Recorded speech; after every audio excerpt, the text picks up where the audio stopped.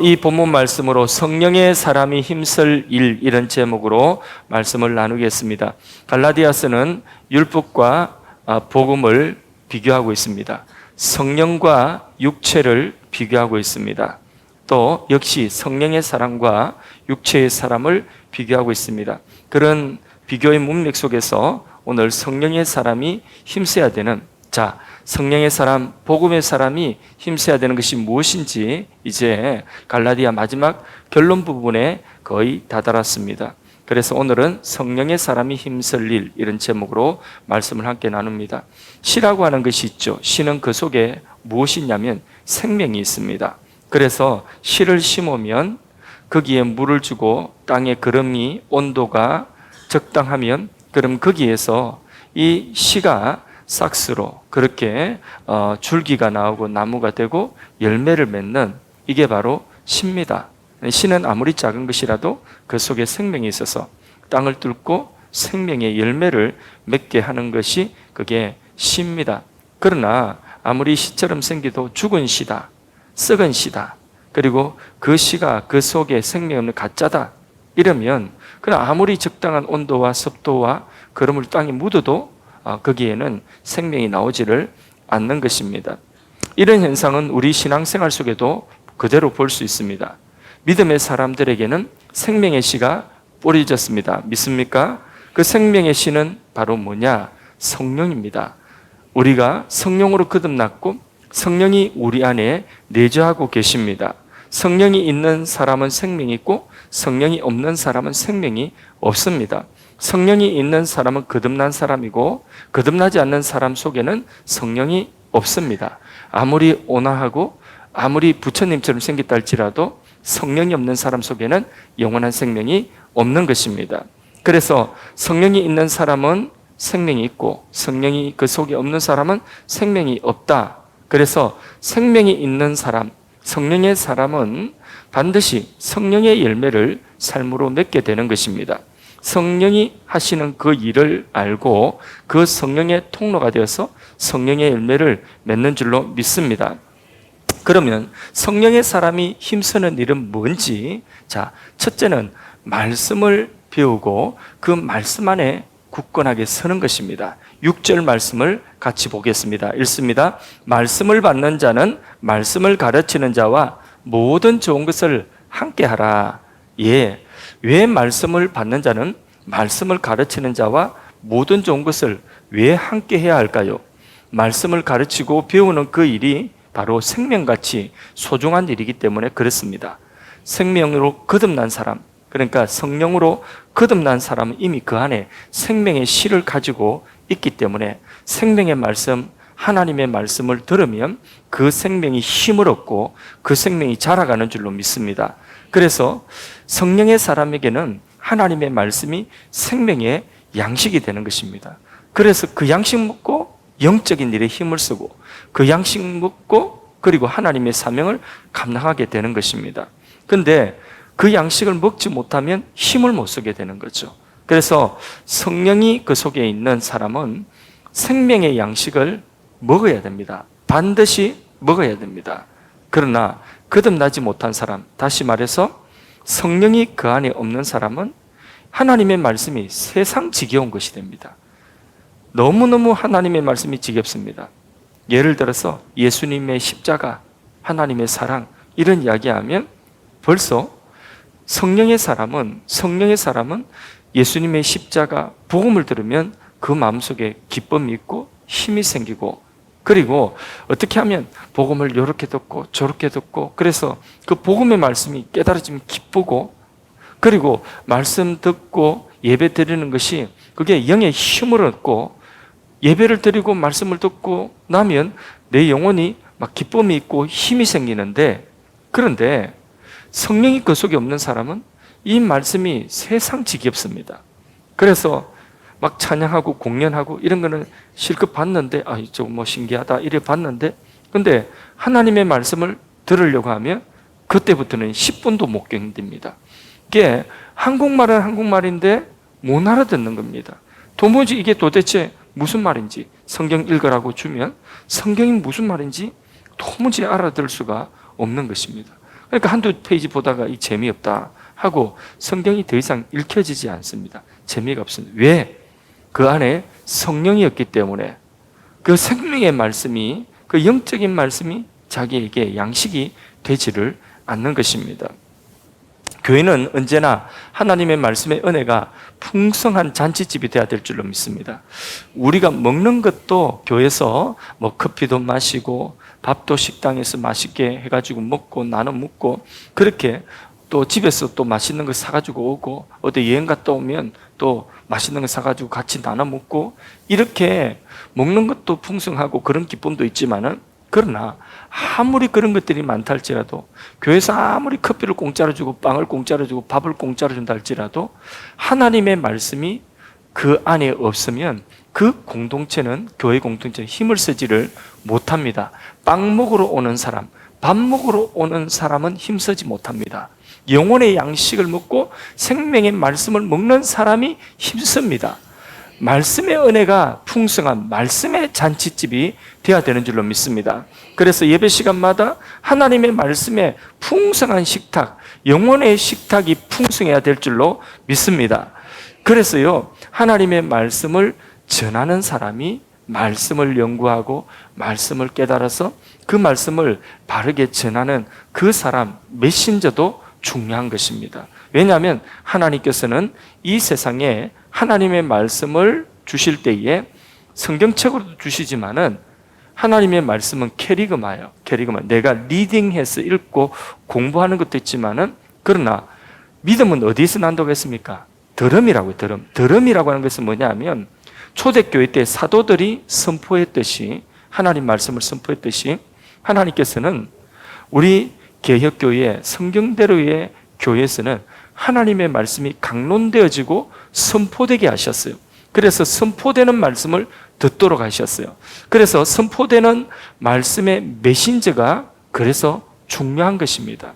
그래서 그 메신저가 말씀사에게 전념할 수 있도록, 그렇게 말씀을 전하는 자가 다른 데 신경 쓰지 않도록 생업에 신경 쓰고, 오늘은 뭘 먹을까? 내일은 먹을 것이 없는데 어떻게 할까? 이렇게 생업에 신경 쓰지 않도록, 그래서 아이고 우리 아이가 학비가 없는데 저 학교 못 보내면 어떻게 하지? 이런 거 신경 쓰지 않도록, 그렇게 하나님께서는 말씀을 전하는 자와 모든 좋은 것을 함께 하라.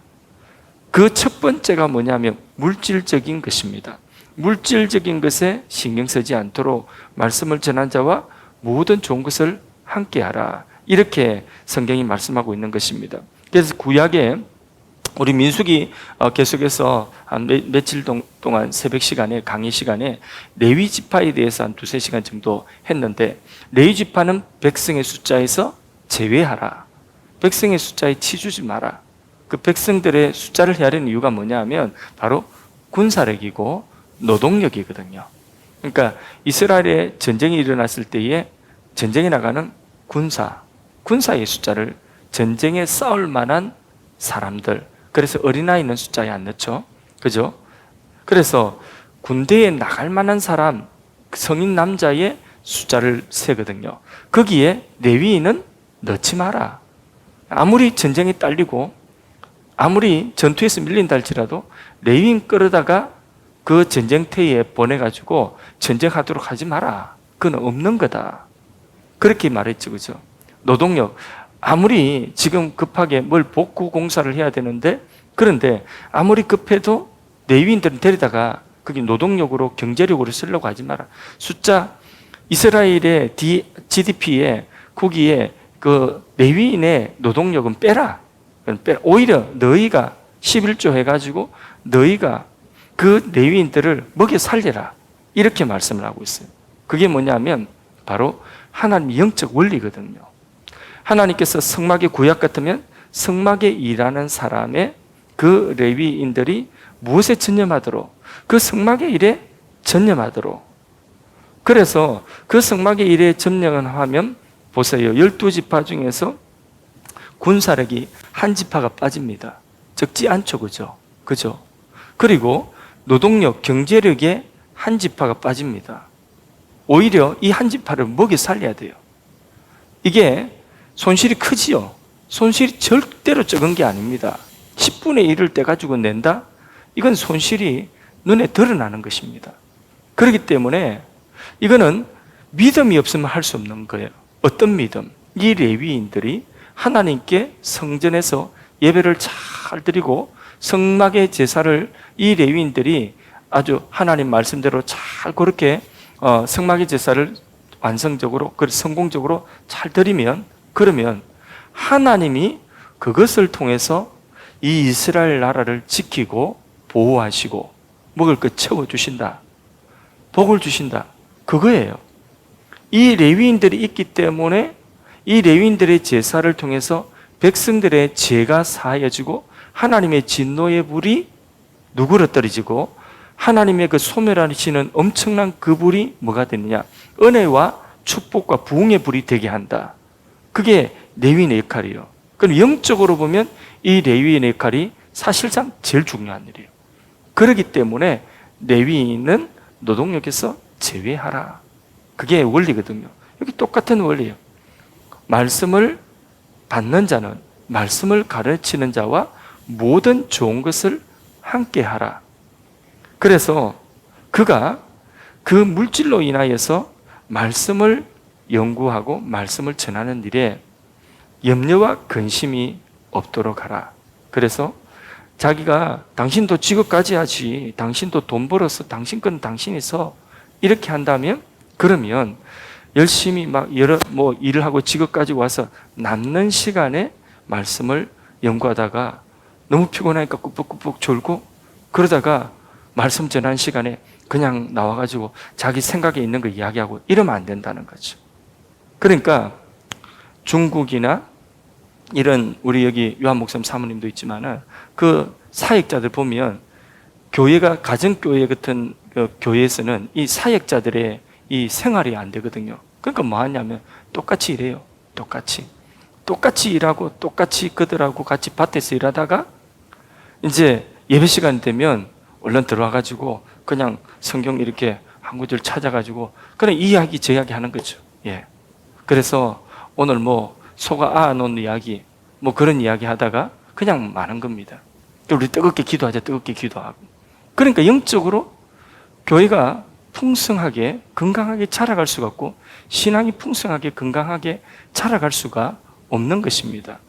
그래서 요즘에 목회자의 이중직은 많이 이야기하지만은 오늘 사회 구조가 그래서 목회자들이 이중직을 허용할 수밖에 없는 구조이지만은 원칙적으로는 교회가 그 말씀을 전하는 사역자들의 생활비를 어수히 다 제공하도록 해야 되는 것입니다.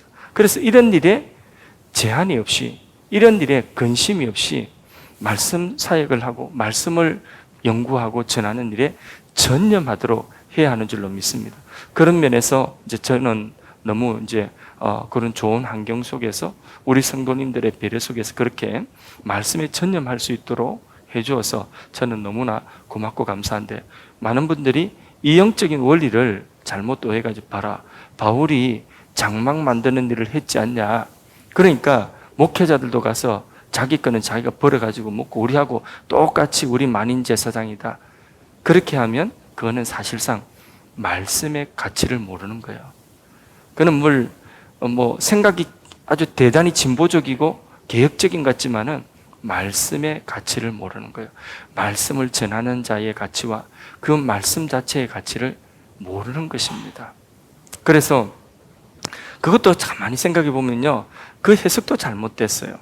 사도 바울이 장막 만든 일을 했죠. 그렇죠? 그런데 사도 바울이 오늘 말씀에 뭐라고 하고 있습니까? 말씀을 받는 자는 말씀을 가르치는 자와 모든 좋은 것을 함께하라.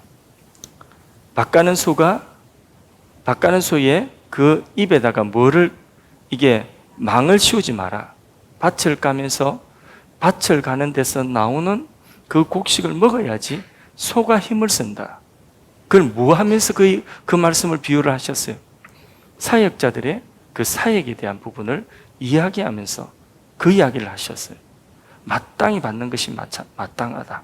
근데 사도 바울은 왜 그랬느냐? 사도 바울은 자신의 삶이 그런 삶에, 사도 바울의 삶은 그런 삶을 자기가 장막 만드는 일도 때로는 했지만은 그러나 이것을 일반화시키지 않겠다는 거예요. 그래서 여기에 좋은 것을 함께 하라. 말씀 전하는 자를 비유하면서 소가 밭을 가는데 그 밭 가는 소에게 망을 씌우지 마라. 이런 말씀을 마땅히 받는 것이 그게 당연한 것이다. 근심이 없도록 하라. 이렇게 말씀합니다. 저희 형님 목사님 아시지만은 목회를 하시면서 참 청렴하게 그렇게 저는 우리 형제지만은 형님 목사님을 존경합니다. 명절 때 가보면 그 교회가 적은 교회는 아니에요. 교인이 수백 명 되어 있는 교회이고 지방에서는 그쪽 지방에서는 그 지역에서는 또 제일 큰 교회입니다. 그런데 명절에 명절 지나고 이제 가족들이 가서 어머니하고 거기서 식사하려고 보면 그 사택이 학구방이 학구방 다 학구방이고 저 뒤편에 막 진짜 다 쓰러져가는 그런 곳에 방 이렇게 나란히 이게 줄방처럼 이렇게 다다미 방처럼 두 개 돼 있는데 천장도 이렇게 낮아요. 그런 방에다가 화장실 조금만 하나 있고 그렇게 목회를 거기에서 수십 년 동안에 목회하면서 사택이 그래요. 그래서 우리 형제들이 모여서 밥을 먹으면 밥 먹는 데에 상이 우리들이 다 둘러 앉을 상이 없어요. 그래서 이제 명절 때는 식구들이 많이 오니까 상이 없으니까 뭘 했느냐면 신문지 깔고 거기다가 그 전자 후라이팬에다가 고기 구워 먹고 그렇게 늘 밥을 명절 때 되면 그래 밥을 먹었어요. 깜짝 놀라면 그래도 그 교회의 관리 집사님보다도 좋지 못한 주거 환경에 사셨어요. 그러고도 자기 그런 부분에 하나도 뭘 주장하지를 않으셨어요. 그런데 그렇게 했지만은 그걸 일반화시키지는 않았어요. 자기가 은퇴할 때에 은퇴할 시점에 후임이 이제 정해지고 후임 목사님이 이제 훈련받는 수습 기간 동안에 자기가 살던 그 사택을 갖다가 새로 짓자 이래가지고 그 땅을 싹 허물고 거기다가 2층짜리 멋진 사택을 편백나무로 해가지고 딱 짓고 그리고 딱 지어서 그리고 1년 살다가 본인 나오고 이제 담임 목사님 새로 오신 목사님 들어와 살도록. 그러니까 사도 바울의 마음이 그 마음이에요. 사도 바울 자기는 장막 만드는 일을 하면서 자비량하였지만은 이거를 일반화시키지 않았다는. 그래서 오늘 말씀에도 말씀을 받는 자는 말씀을 가르치는 자와 모든 좋은 것을 듣게 하라고요. 함께 하라. 그래서 사도 바울의 그 본심을 그 충성한 그 충성심을 잘못 곡해하면 안 된다는 것입니다. 그래서 말씀을 받는 자는 전하는 자를 모든 좋은 것으로 함께하라. 이 첫째는 그런 부분이고 둘째는 설교자가 영적으로 자라야 교인이 자랄 수가 있는 것이죠. 설교, 말씀을 전하는 메신저가 영적으로 자라고 커야지. 그래서 거기서 나오는 말씀이 또 웅장한 말씀이 나오게 되는 것입니다. 말씀의 사역자가 이게 마음이 좁쌀만한데 거기서 어떻게 웅장한 말씀이 나올 수 있겠습니까? 말씀의 사역자의 가슴이 웅장해야 됩니다. 그렇게 커야 됩니다. 그렇게 커야지 그 속에서 큰 말씀이 나올 수가 있는 줄로 믿습니다. 그거는 누가 만드느냐? 그는 말씀의 가르침을 받는 자들이 그 말씀을 가르치는 자의 가슴을 웅장하게 하는 겁니다. 그래서 물질적인 공급은 좀 부족해도 교회 형편에 따라서 교회가 부자면 교회가 형편이 좋으면 목회자의 그런 어떤 처우도 좋아야 되는 것이고 그러나 교회에 예를 들어서 형편이 어려우면 사례 못 받고도 사역을 얼마든지 할 수 있는 거죠. 요즘 세대에 밥 굶습니까? 밥 굶는 일 없거든요. 그러니까 교인들이 가지는 성미만 가지고도 얼마든지 먹고 안 쓰면 되거든요. 그런 마음으로 하는데 그런데 그 받는 어떤 대우가 좋고 나쁘고가 중요한 것이 아니라 더 좋은 것, 말씀을 전하는 자와 말씀을 받는 자가 다 함께 할 수 있는 가장 좋은 것은 무엇이냐? 바로 목회자의 가슴을 웅장하게 하고 말씀을 전하는 자의 가슴을 웅장하게 하는 것은 말씀을 들으러 모이는 것입니다.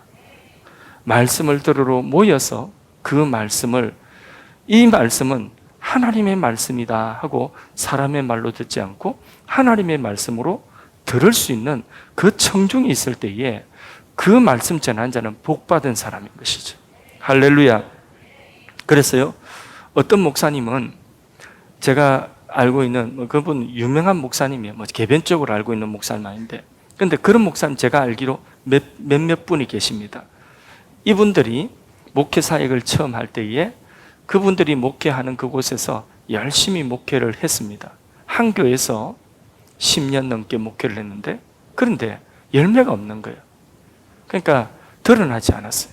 그런데 어떤 하나님의 인도를 받아서 그 목사님이 다른 교회로 부임을 하게 되었어요. 그런데 그 목사님이 가자마자 그 교회에서 말씀을 듣고 난리가 났습니다. 말씀을 듣고 교회가 뒤집어진 거죠. 막 회개의 역사가 일어나고, 그 말씀 듣고 가슴이 뜨거워지가 나가지고 전도하고, 와보라고, 한 번만 와보면, 한 번만 들어보면 된다 이러면서 막 데리고 오기 시작하는 거예요. 교회가 금방 일어서고 금방 늘어나고 또 금방 늘어나고. 그런데 그 목사님이 이전에 그가 했던 말씀, 그가 이전에 10년 동안에 말씀을 강의했던 그 말씀을 똑같이 전했는데, 그런데 10년을 목회해도 열매가 없던 그곳에서 새로 간 그곳에는 똑같은 말씀을 들었는데, 이 말씀을 듣고 10년이 뭐예요? 몇 년 되지 않아서 교회가 막 난리가 나서 엄청난 폭발적인 부흥을 이룹니다. 이 무슨 차이입니까? 제가 볼 때는 회중의 차이입니다. 회중의 차이. 자기 목사님 그 앞에 모셔놓고 그 말씀을 10년 동안 들으면서 그 말씀의 가치를 모르는 회중들이에요. 그 목사님의 그 설교의 그 깊이와 넓이를 이해하지 못하고, 그것을 받아들이지 못하고, 그러면 늘상 있는 거구나 이렇게 생각하고 있는 거죠. 그런데 말씀에 갈급했던 그 어떤 한 교회에서는 그 말씀에 너무 갈급하고 힘들었는데, 그 목사님이 오셔서 말씀을 전하니까 그 갈급함이 채워지고 영혼이 살아나고 신앙이 막 살아나는 것입니다. 그래서 그 목사님이 아주 우리나라에서 손꼽을 만한 그런 강해 설교자로 그렇게 이름을 내게 되는 거죠. 그거는 제가 볼 때는 그 교회에 말씀을 듣는 청중들이 그 목사님을 그렇게 말씀을 전하는 자의 그 메시지를 세상에 드러내준 거예요. 세상에 드러내준 것입니다. 그러니까 말씀을 전하는 자와 좋은 것을 함께 하라는 것은 물질적인 공개는 가장 저급한 것이고, 더 고차원적이고 더 큰 나눔은 뭐냐 하면 바로 말씀을 듣는 사람이 말씀을 연구할 때에, 그때에 묵상하고 그 말씀을 준비할 때에 듣는 회중들의 그 가슴 속에 불이 붙고 변화가 일어나고 영적인 막 생명이 살아나는 이것을 보도록 하는 것이죠. 그렇게 될 때에 말씀을 전하는 자와 말씀을 가르침을 받는 자가 다 함께 좋은 것을 함께 누리는 것이 될 줄로 믿습니다. 그래서 설교자의 가장 큰 상급은 그 말씀으로 구원받는 사람이 나오는 것입니다. 그 말씀으로 변화를 입고 성장하고, 그렇게 그 말씀으로 사명자가 일어나는 것을 보는 것입니다. 그게 가장 큰 축복이고, 그게 그 메신저의, 말씀 전하는 메신저의 천국의 상급인 줄로 믿습니다. 그런데 그렇게 성령을 받은 사람은 말씀을 전하는 자와 가르치는 자와 모든 좋은 것을 이렇게 함께 하는데, 그렇게 함께해서 영적으로 성장하는데, 성령이 없는 사람은 몇 시간씩 붙들고 설교를 하고 몇 시간씩 붙들고 성경 공부를 해도 입만 아파요. 몸 아픕니다. 몇 시간씩 해도 이거는 그냥 근성으로 듣는 거죠. 그러니까 입만 아픈 거예요. 하나님 말씀을 전하는 사람들은 때때로 유혹을 느낄 때가 있습니다. 그것은 교인들의 어려움에 직접 뛰어들어가서 도와주고 싶은 그런 유혹을 받게 되는 것이죠. 그래서 돈이 없는 사람에게 구제를 하기 위해서 자기가 청계천에 같이 나가가지고, 예전에 어떤 목사님처럼 청계천에 같이 나가가지고 그 폐지 줍고 이렇게 고물 주워가지고 그래서 구제하고 이런 일에 뛰어들고, 그런 유혹이 있는 겁니다. 공부 못하면 공부 가르쳐주고 싶은 그런 유혹이 있는 거죠. 병든 사람이 있으면 직접 치료하고 싶은 거죠. 그래서 벌침을 배우고 또 뭐 있노? 봉침을 배우고 그게 그건가? 또 뭐 도수 치료를 배우고 뭐 마사지를 배우고 이렇게 해서 아픈 사람 만져주고 아픈 사람 침 놔주고 물론 특수한 그런 사역을 하시는 귀한 분들, 특수 사역 하시는 분들이 있습니다. 그런데 목회자가 안타까운 마음에 이런 일에 뛰어들어가 버리면 그러면 그거는 목회자가 이런 일을 하다가 뭐 그것도 하고 말씀도 오히려 더 잘 전하면 그거는 금상첨화겠죠, 그죠? 그런데 그것 때문에 목회자가 하나님의 말씀을 연구하고 전하는 일에 등한히 한다면 그거 안 배우는 게 낫습니다. 그래서 설교자는 뭐 특수한 물론 그런 사역도 있겠지만은 말씀을 전하는 자는 하나님의 말씀 이것이 성령 받은 자들에게 영의 필요다. 이게 영의 양식이라는 이 가치를 확실하게 알고 내가 가서 뭔가 가난한 사람을 좀 도와주고 내가 뭘 하나라도 돈을 좀 벌어가 알바라도 해가지고 그 가난한 사람에게 뭐라도 우유라도 하나씩 나눠주고 이렇게 그 일에 직접 뛰어들어서 하고자 하는 그런 마음에 그것을 누그러뜨리고 그것보다 더 귀한 일은 이분이 하나님의 말씀을 듣고 그 말씀으로 스스로 깨어나고 스스로 회복되고 스스로 일어나도록 해주는 이것이 말씀 전하는 자의 더 중요한 책임인 줄로 믿습니다. 할렐루야. 예. 그래서 성령의 사람은 최고의 말씀을 들으면 그러면 반드시 살아납니다. 반드시 힘이 납니다. 반드시 문제를 이길 수가 있습니다. 현실을 승리할 수 있습니다. 그것 같이 말씀의 가치를 말씀을 전하는 자나 말씀을 듣는 자가 다 같이 인정하는 그 가치를 인정하는 이게 바로 뭐냐면 성령 받은 사람들의 성령의 사람들의 힘쓸 일인 줄로 믿습니다. 7절을 읽어보도록 하겠습니다. 스스로 속이지 말라. 하나님은 업신여김을 받지 아니하시나니 사람이 무엇으로 심든지 그대로 거두리라. 사람이 밭에다가 콩을 심으면 뭘 기대해야 되죠? 콩나기를 기대해야 되잖아요. 그런데 밭에다 콩 심어놓고 수박 안 나온다고 불평하면 그는 하나님을 만홀히 여기는 것이다. 업신 여기는 것이다. 그리고 또 자기 스스로를 속이는 사람이다. 자기가 뭘 심었는지 생각하라는 거예요. 심은 대로 거둔다. 자, 이어서 그 말씀에 이어서 8절입니다. 읽습니다. 자기의 육체를 위하여 심는 자는 육체로부터 썩어질 것을 거두고 성령을 위하여 심는 자는 성령으로부터 영생을 거두리라. 아멘. 어떤 이는 육체를 위하여 심는 사람도 있다는 거죠. 성령의 열매를 맺으려고 하지 않고 육체를 위하여 심는다. 육체적인 조건의 어떤 이익을 위하여서 온 시간과 정력을 다 거기다 기울인다.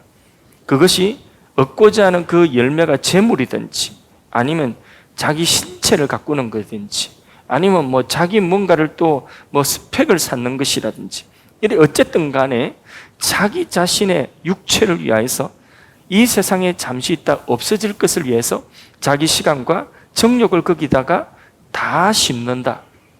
예, 육체를 위하여 심는 것이다. 그러나 믿는 사람은 성령을 따라서 영생의 열매를 맺고자 그렇게 성령을 따라서 심는다. 그래서 성령을 위하여 심는 것도 있다. 우리는 자원의 한계가 있습니다. 하나님은 우리에게 모든 것을 할 수 있는 시간 주지 않았습니다. 힘과 우리의 소유를 주지 않았습니다. 어떤 열매든지 맺을 수 있는 열매는 하나님 우리에게 주신 자원의 그 한계로 심고 열매를 맺어야 되는 거죠. 그러면 우리의 건강 시간을 어디에다가 심어야 되겠습니까? 육체를 위하여서 심고 육체의 열매를 거두기 위해서만 우리의 모든 것을 다 투자하면 안 된다. 그러면 거둘 수 있는 것은 뭐만 거둔다고요? 잘해봤자 육체의 열매를 거두는데 그 육체의 열매라고 하는 것이 오래가지 않는 것이죠. 성령을 따라서 성령을 위하여서 성령의 열매를 맺도록 해야 된다. 그것은 결과가 영생이다. 영원한 하나님 나라와 닿아 있다는 거죠. 그래서 그런 의미에서 여러 가지 잔재주가 많은 것, 이것도 잘하고 저것도 잘하는 게 싹 좋은 것은 아닌 것 같습니다. 특별히 말씀을 전하는 사역자 같은 경우에는 여러 가지 잔재주가 많은 것이 결코 좋은 것이 아닌 것 같습니다. 그래서 저는 때때로 저희의 똥손을 참 하나님 주신 축복이다. 이것 가지고 기계도 못 만지지, 이것 가지고 뭘 못하지. 놀라지 마십시오. 제가 똥손일 뿐만 아니라 공개적으로 이야기하는데 이런 거 저한테 시키지 말라는 이야기도 하면 또 왜 못하겠습니까? 제가 뭘 못하게 생겼습니까? 예. 예, 좋습니다. 놀라지 마십시오. 제 손만 똥손이 아니라 제 발도 똥발입니다. 똥발이라고 뭐 다른 사람들이 개발이라 이러더라고요. 그래서 축구도 못해. 예, 족구도 못해. 그래서 제가 신학교 다닐 때에 족구 못한다고 우리 방에서 얼마나 제가 저거는 목회도 앞으로 못할 거야 이러면서 저 장견도사는 앞으로 목회 못한다 그렇게 예언했던 분들이 다 제가 그분들보다는 목회를 더 잘하고 있어요. 예, 족구를 그냥 인격으로 여기시고 공 하나 세어나가는 것을 정말 물털섬 없이 그 공을 세어나가지 못하도록 그렇게 사수는 열심히 하시는데 저한테 오면 공이 다 빠져나가요. 분명히 헤딩을 했는데 머리하고 공하고 맞지를 않아요. 부딪히지를 않아요. 부딪히면 안경이 부러진다든지. 그러니까 공을 받았다면 공이 저기 잘 띄워줘야 되는데 공을 받았다면 내가 공격수가 이 수비수가 되어야 되는데 우리 편을 공격하고 있어요. 그러니까 참 똥손에 똥발이 참 너무 축복이다. 하고 싶은 마음도 별로 없어요, 저는. 예. 그래서 또 당구도 치보니까 그렇게 재미도 별로 없는 것 같고, 볼링을 해도 별로 무겁기만 무겁고, 그것도 돈 내는 게 그게 못하는데 돈 내는 게 너무 아깝더라고요. 그것도 별 재미가 없고, 낚시, 그거는 제가 정말 싫어하고, 시간 많이 투자해가지고 물고기 한 2마리 잡는 거 너무 화가 나고 저보고 야 여기 낙지 조개 쪼러 가자 이 말 난 너무 싫어합니다. 그래서 우리 이번에 수련회는 이렇게 갯벌 체험하자 이러면 갯벌 체험하자는 건 난 너무 싫어합니다. 그런 수련회. 그래서 제가 우리 교회 수련회 치고 갯벌 체험한 이런 거는 하나도 안 넣습니다. 앞으로도 안 넣을 겁니다. 그러니까 뭐 할 수 있는 것이 별로 없는 것. 그래서 하나님이 제 마음속에 주신 것, 그것은 제가 부족하기 때문에 그냥 하나님 주신 시간 늘 부족하고 늘 쫓기고 그러니까 말씀 연구하는 이것도 내가 너무나 시간이 부족하기 때문에 딴 거를 더 하고 싶은 생각도 많이 없고 배우고 싶은 생각도 많이 없습니다. 골프가 그렇게 재밌다고 하는데 골프가 재밌는지 저는 모르겠고 치고 싶은 마음도 전혀 없습니다. 배우고 싶은 마음도 1도 없습니다. 그게 어쩌면 저에게 있어서 무슨 재미로 사나 하겠지만은 그게 오히려 하나님 제게 주신 축복이라고 믿습니다. 제가 이렇게 이것도 못하고 저것도 손재주도 없고 뭘 할 수 있는 것이 없어가지고 취미생활도 많이 못하는데도 제 실력이 이 정도인데 만일에 그런 거 하고 돌아다니면 이것도 하고 저것도 하고 볼도 잘 차가지고 뽑혀가지고 이 목회자 대표로 뽑혀가고 우리 지역 대표로 뽑혀 그래서 저 전국대회에 나가고 이렇게 해보세요. 그러면 언제 성경 읽고 언제 설교 준비하고 언제 하겠습니까? 공차다가 와가지고 그냥 급하게 성경 한 군데 막 읽고 그리고는 오늘은 좀 일찍 마치자고 하고 새벽에는 또 새벽이니까 오늘 좀 새벽에는 기도를 좀 충분히 하십시오 이러고 일찍 마쳐버리고 다 그러면 어떻게 하겠습니까? 예. 성령의 사람은요 절제할 수가 있어야 되는 것입니다. 성령을 위하여서 성령의 열매를 맺기 위해서 육신의 것은 어느 정도 절제할 수가 있어야 되는 것입니다. 영적인 열매를 맺어가기를 축복합니다. 성령의 열매가 사랑이라고 한다면 그러면 처음부터 사랑이라고 하는 열매가 맺어지는 것은 아닙니다. 사랑하는 연습을 많이 하고 사랑을 해야지 그래야지 사랑이라고 하는 열매가 맺어져야 됩니다. 맺어질 수가 있습니다. 그러니까 사랑의 열매를 맺으려고 하면 내가 내 자식 사랑하는 건 누가 못합니까? 그 사랑의 열매는 사랑하기가 힘든 사람을 품어내고 사랑할 때에 내가 사랑의 사람이 되는 것 아니겠습니까? 그러려고 하면 부딪혀야 되는 것이고 연습해야 되는 것이고 훈련해야 되는 것입니다. 구제가 바로 되는 것이 아닙니다. 훈련을 해야 되는 것입니다. 남 섬기는 것이 아무나 할 수 있는 것이 아닙니다. 훈련돼야지 남을 섬길 수가 있습니다. 밥 퍼주는 것 아무나 퍼줄 수가 없습니다. 내 것을 퍼주면 내 밥그릇이 줄어드는데 그건 누가 할 수 있겠습니까? 그건 훈련돼야지 할 수 있습니다. 그거 퍼주고도 나 굶지 않구나. 그거 퍼주고 나니까 하나님이 퍼주시구나. 이런 것들을 체험을 해야지 할 수가 있는 것입니다. 말씀이 그냥 이해되는 것이 아닙니다. 계속 말씀에 우리의 시간을 들이고 그 말씀에 우리를 헌신해야지 말씀이 우리에게 은혜가 되고 양식이 되는 줄로 믿습니다. 그래서 말씀을 전하는 자는 장시간 전적으로 말씀에 헌신해야 됩니다. 하나님 앞에서 인정받는 것은 이 세상의 재능이나 재산이 아닙니다. 참 아쉬운 것은, 제가 놀란 것은 신학교에 갔는데 신학교에서 성경을 10번을 읽지 않고 신학교 온 사람이 너무 많더라고요. 목사님들 가운데도 성경을 10번을 정독을 안 하고 목사 안수를 받는 사람들이 있다는 것이 너무나 기가 막히는 실 아닙니까? 성경을 5번 읽은 사람 손 들어보라니까 손 드는 사람이 교실에 몇 사람 없더라고요. 성경을 3번 이상 읽은 사람 그렇게 많지를 않은 어느 목회자 세미나 가니까 그렇더라고요. 성경을 자기 나이만큼은 읽어야지. 그래야지 그 성경 말씀이 뭐가 이게 보여지지 않겠습니까? 그렇지 않습니까? 성경을 자기 나이만큼 읽어야 됩니다. 저는 그래도 감사하게도 제 나이만큼은 충분히 읽은 것 같습니다. 성경 나이만큼 읽으셨어요? 그러니까 성경을, 하나님의 말씀을 시간을 헌신하지 않으면 하나님 말씀을 알 수가 없습니다. 말씀을 전하는 자는 또 말씀을 받고자 하는 사람도 그 말씀에 자신의 삶을 헌신을 해야지, 그래야지 말씀을 전할 수가 있고 말씀을 생명의 양식으로 받을 수 있고 그 말씀이 씨가 돼서 영생의 열매를 맺을 수가 있는 줄로 믿습니다.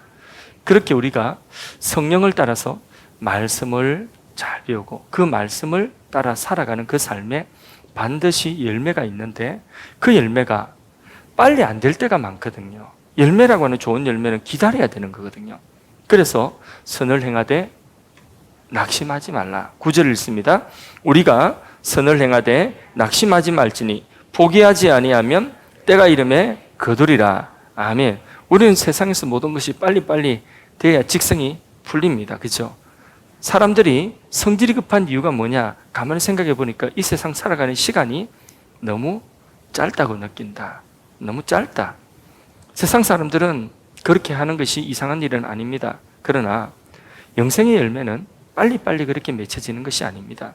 영생의 열매는 그것은 우리가 하나님의 말씀을 듣는 과정이 있어야 되고 그 말씀이 내 안에 믿음이 되는 과정이 있어야 되고 그 말씀이 내 삶 속에 훈련되고 길러지고 열매 맺기까지는 시간이 걸리는 것입니다. 왜? 영생의 열매이기 때문에, 이건 너무 좋은 열매이기 때문에 이 좋은 열매는 반드시 인내가 필요하고 기다림이 필요한 줄로 믿습니다. 빌립보서 1장 6절 말씀에 너희 속에 착한 일을 시작하시니가 그리스도 예수의 날까지 이루실 줄 우리가 확신하노라 했습니다. 그리스도 예수의 날까지면 언제입니까? 예, 잘 들으세요. 내가 지금 하고 있는 일이 성령의 일이다. 하나님 말씀에 순종해서 하는 하나님 기뻐하시는 일이다. 그 하나님 기뻐하신 일이라면 열매가 지금 당장 없어요. 그러면 언제까지 이루어질 줄 믿으면 된다고요? 그리스도 예수의 날까지. 그건 언제예요? 주님 다시 오시는 그 날에는 이루어질 거야. 이렇게 살아야 된다는 거죠.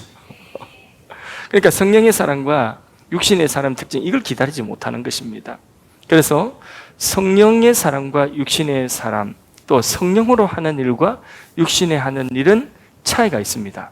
그 차이가 뭐냐 하면 오래 지속하느냐, 하다가 그만하느냐, 둘입니다. 그걸로 차이 납니다. 그래서 성령의 사람이 성령의 일을 할 때는 그것은 그 일을 계속합니다. 계속할 수 있습니다. 언제까지? 열매 맺을 때까지. 그런데 육신이 동기가 되고 정욕이 동기가 되고 자기 야망, 자기의 어떤 충동적인 어떤 자기의 뭔가가 자기 자신이 동기가 될 때는 그때는 그게 오래를 못 가요. 가다가 어려움이 있으면 포기합니다. 가다가 욕 좀 얻어먹으면 포기합니다.